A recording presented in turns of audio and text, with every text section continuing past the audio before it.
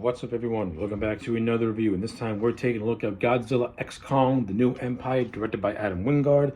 This is the fifth installment into Legendary's MonsterVerse, and the sequel to 2021's Godzilla vs. Kong. So, the overall story of this movie is as follows. King Kong has made his home in the Hollow Earth, and he comes across a subterranean section of the Hollow Earth that has gone unchecked, in which he comes across the ruler of this uncharted portion of Hollow Earth, known as the Scar King, and this frost beast by the name of Simo.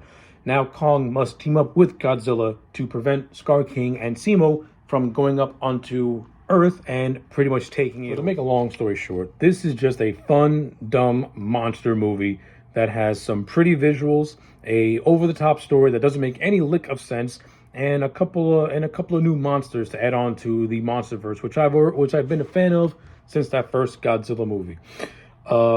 New Empire doesn't break any new ground. It doesn't really do anything interesting or intriguing with these characters.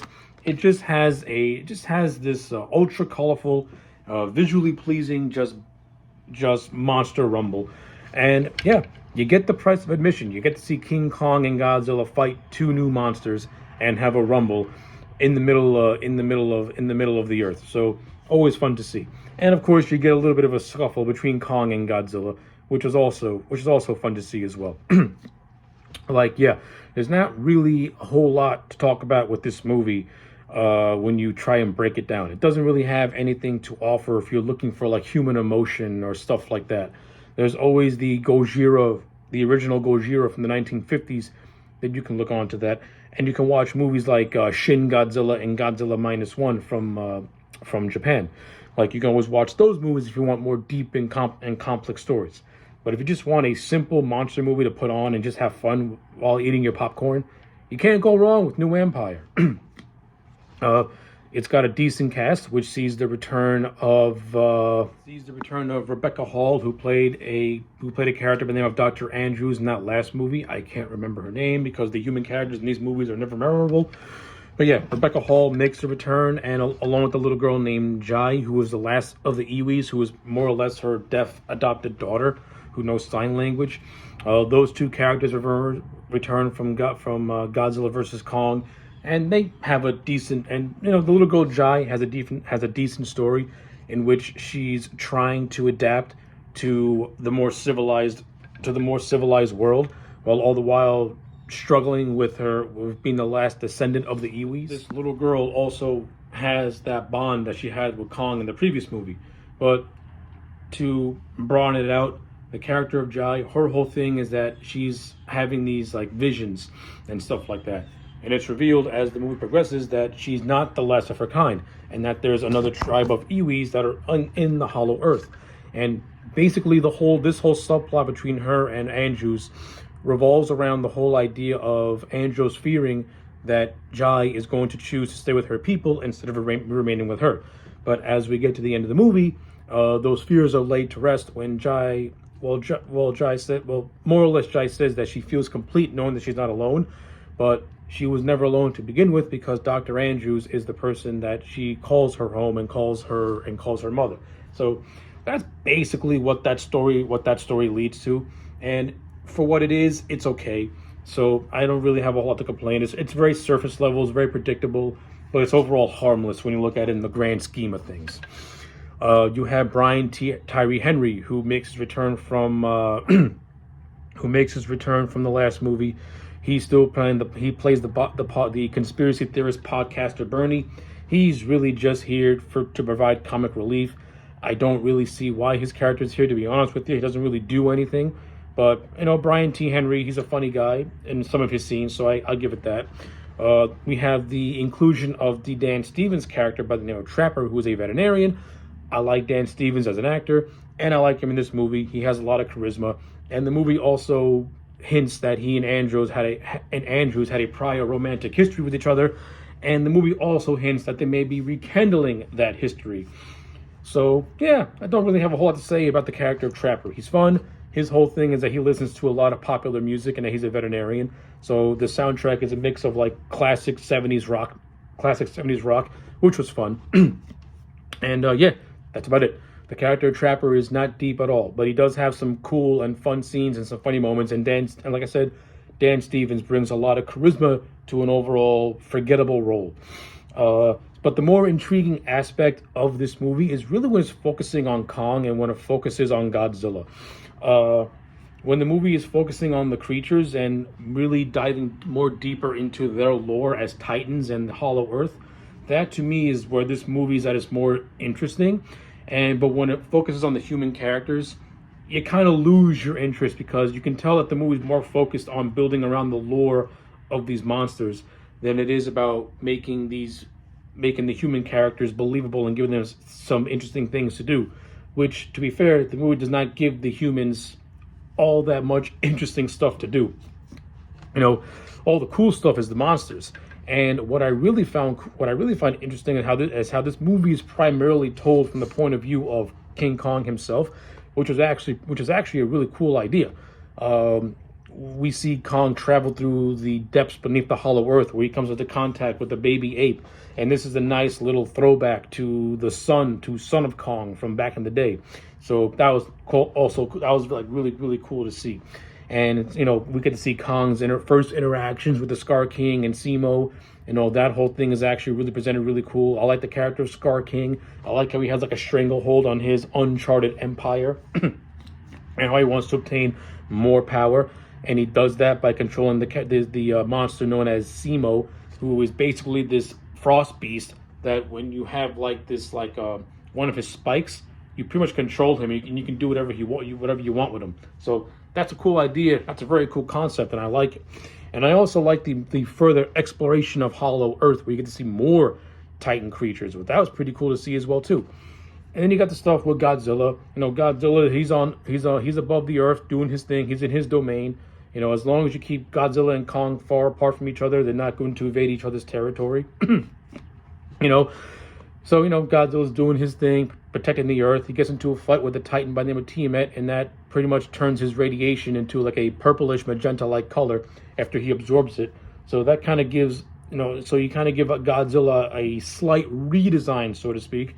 But it looks cool, and I like it.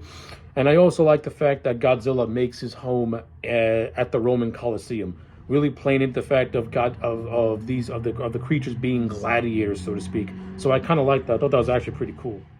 And even though I said that the human characters as actual characters don't really have much to do in terms of personality, I do kind of like their little subplot where they go into the Hollow Earth in search of a signal that has been causing Jai to have these like hallucinations. And it's through this journey through the Hollow Earth where we actually get to see more of said Hollow Earth. And one of the things I do like about the movie is that we spend more time in Hollow Earth and really get a chance to look at this ecosystem that they created for Hollow Earth and how it operates, which is similar to the surface world, but also different in a lot of aspects. And I liked it. I like seeing it. Like the movie really got a chance to play with some creativity and some visuals. You had this one scene of one of these characters trying to act like a fake boss and trying to boss people around, and then 2 seconds later he gets killed. But he gets killed by a plant monster, which I thought was actually pretty hilarious in a way because it just happens from out of nowhere. But the whole purpose of their journey through Hollow Earth is to find the source of this signal, and the signal is actually revealed to be the lost Iwi tribe, the last of Jai's kind. And again, that part of their journey is what I like the most. It's just exploring through Hollow Earth and really getting a sense of just how almost mythical and mystical that it can come across and it can appear. I thought it was pretty cool. I enjoyed that part of it. I enjoyed that aspect. And again, I also like the aspects with Kong and Godzilla. I like how King Kong has made Hollow Earth his new territory, and I like his story of trying to find more of his kind. This is what leads him to the surface below Hollow Earth, in which the last of his kind remain. And I like the budding friendship he forms with the little ape by the name of Suko, who is, like I say, it's a play on Son of Kong, which I like.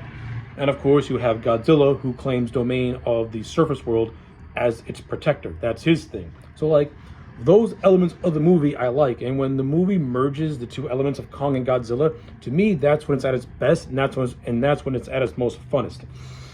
Especially when you get to the third act, where Godzilla and Kong, after they have their little scuffle, they team up. They team up to fight the Scar King and Zemo, who they eventually defeat in a very fun battle that takes place on a beach.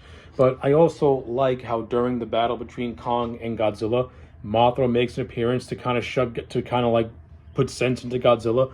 Like, the movie really plays with the fact of Godzilla and Mothra having like this husband and wife kind of connection, and the way Mothra like not attacks Godzilla but blasts him with her rays. It's like a wife telling her husband, "Bro, can you like listen to what this guy's trying to tell you? You got to fight together to stop a major threat. Like, what are you doing?" So I like that. It's actually played for laughs if you watch with that kind of context, which is cool. And I also like the idea of Godzilla of King Kong, I should say, having like his own little power glove after his arm gets destroyed in a battle with the Scar King. I like the glove. It looks cool. It gives Kong a unique and different look for a change, which I got nothing against that. But to put a cap on this, after Godzilla and King Kong defeat the Scar King and Zemo, pretty much everything that I mentioned earlier takes place. Andrews and Jai continue their relationship. Mothra, she goes back to being the protector of the Iwi tribe by using a protective barrier.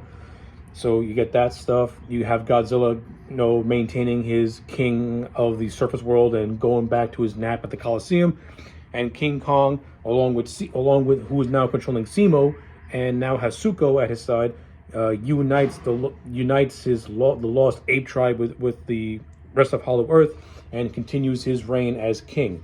So yeah, the movie pretty much has a beginning, middle, and an end. Does it set up for another movie? Yes. But does it tell a more contained story? Absolutely. When it comes to Godzilla, King Kong as team-ups, every movie can be told as their own separate story. Can be told as their own separate story without having to leave breadcrumbs for a sequel. I mean, can you have more sequel time with the humans? Maybe, sure, but they're not that interesting. But when it comes to, we're here to see the monsters, and when this movie's focusing on the monsters, that's when it delivers. When it focuses on the humans, as most of the case with the MonsterVerse movies, has always been hot and cold. They're not the most interesting. They're not the most interesting characters on paper, but at least this movie tries to give them something to do, and you at least have actors with charisma that kind of keep your attention for the most part. In terms of the movie's visual style, I think the movie's fun. It's pretty to look at. Especially CGI looks decent, looks good to me at least. Adam Wingard, who directed the first movie, did another good job directing this movie, so I don't really have any complaints in that department. Cinematography is top-notch. The unique and different monsters and the different locations that you see throughout the course of the movie, they all have their own distinct characteristics to them, so I enjoyed that as well too. So yeah, when it's all said and done, I like The New Empire. I'm going to give it a 7 out of 10. I don't think it's as good as Godzilla vs. Kong, but this is just a fun, turn-your-brain-off movie. And nowadays, when movies have too much political messaging and try to shove too much politics down your throat, it's refreshing to see to watch a movie that just says, "Hey, we're just here to have fun. So just get popcorn and have fun." And that's the best description that I can give The New Empire. So yeah, with all that being said, my name is AJ Legend. Like the video and subscribe, and I'll check you back next time for more.